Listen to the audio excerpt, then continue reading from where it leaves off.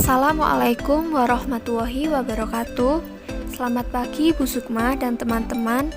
Di sini kelompok kami akan mempresentasikan materi mengenai tata cara perhitungan pajak bumi dan bangunan. Sebelumnya perkenalkan nama anggota dari kelompok kami, yaitu Cahyani Adina Indrawati, Nela Valencia Devi Andani, Dewi Hanifa Ayuning Chandra, Cantika Widiana Sopiansyah, dan Nabila Rimawitanti. Kemudian untuk tarif PBB biasanya yaitu 0,5% dikali nilai jual kena pajak atau NJKP. NJKP ini berasal dari tarif dikali dengan NJOP yang sudah dikurangi dengan NJOP TKP. NJOP ini berasal dari NJOP bumi ditambah NJOP bangunan. Untuk tarif pajak PBB sebenarnya dibedakan untuk objek pajak PBB P3 dengan PBB P2.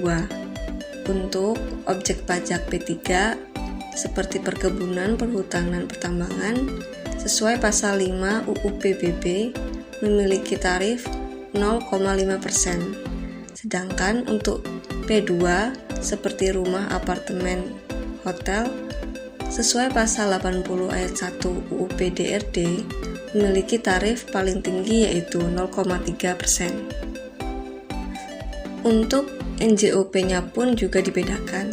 Untuk P3 dikeluarkan oleh Dirjen Pajak, sedangkan P2 dikeluarkan oleh Kepala Daerah. Untuk NJKP khusus objek pajak P3 memiliki tarif yaitu 40% jika NJOP di atas 1 miliar. Dengan tarif yang 20%, NJOP-nya di bawah 1 miliar sesuai pasal UU PP 25 tahun 2002. Untuk NJOP TKP-nya untuk P3 yaitu 12 juta, sedangkan P2 yaitu minimal 10 juta. Di sini saya akan menjelaskan mengenai perhitungan PBB terutang. Dalam sini terdapat objek pajak bumi dan bangunan.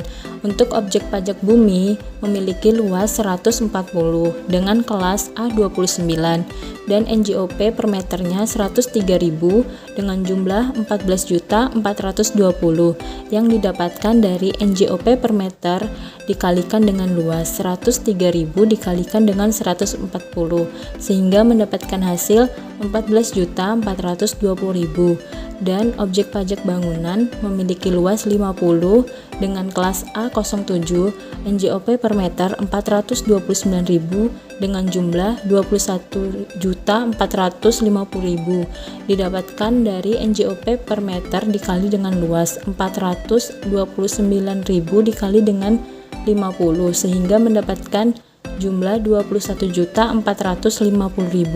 Selanjutnya ada NJOP atau nilai jual objek pajak. Di sini 35.870.000 didapatkan atas pertambahan dari jumlah NJOP atas bumi dan bangunan 14.420.000 ditambah dengan 21.450.000 sehingga mendapatkan hasil 35.870.000. Selanjutnya ada NJOP TKP yaitu nilai jual objek pajak tidak kena pajak sebesar 12 juta. Kenapa dapat 12 juta itu? Berdasarkan pasal 2 nomor 23 PMK 03/2014. 12 juta itu hanya berlaku untuk PBB P3 selain sektor pedesaan dan perkotaan. Selanjutnya ada NJKP untuk perhitungan. Didapatkan hasil 23.870.000 didapatkan dari pengurangan antara NJOP dikurangkan dengan NJOP TKP yaitu 35.870.000 dikurangkan dengan 12 juta sehingga mendapatkan hasil 23.870.000. Selanjutnya ada NJKP dikali 20% yaitu mengapa 20%?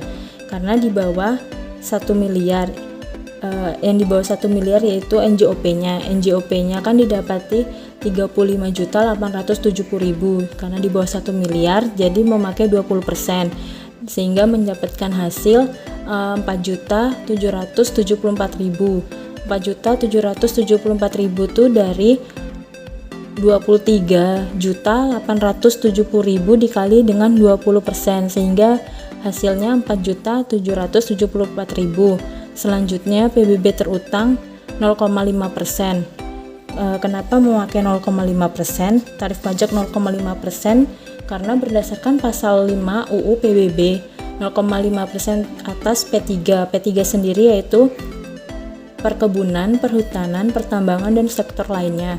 Jadi menggunakan tarif pajak 0,5% sehingga mendapatkan hasil akhir 23.870. Selanjutnya ada dasar penagihan PBB. Dasar pengenaan pajak bumi dan bangunan adalah nilai jual objek pajak atau NJOP. NJOP merupakan harga rata-rata atau harga pasar pada transaksi jual beli bangunan. Dalam hal ini, objek pajaknya adalah bumi dan bangunan. Setiap tahun, Menteri Keuangan dengan pertimbangan Bupati atau Wali Kota menetapkan NJOP.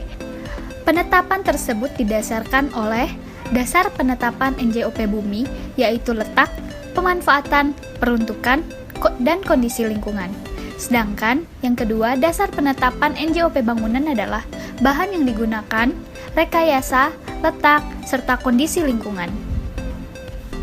Selain itu, terdapat juga dasar penetapan NJOP saat tidak ada transaksi jual beli seperti hibah, warisan, dan sejenisnya.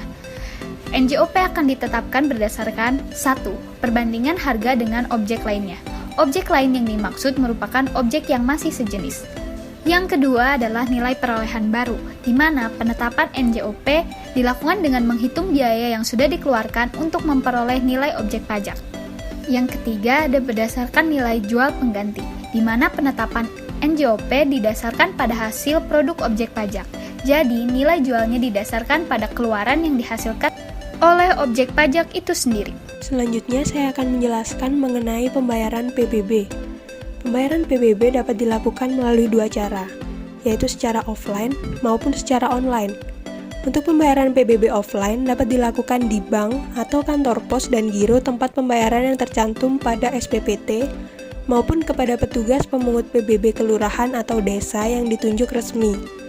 Sedangkan pembayaran PBB melalui online dapat dilakukan melalui tempat pembayaran elektronik yang disediakan oleh bank seperti ATM, teller, maupun fasilitas lainnya.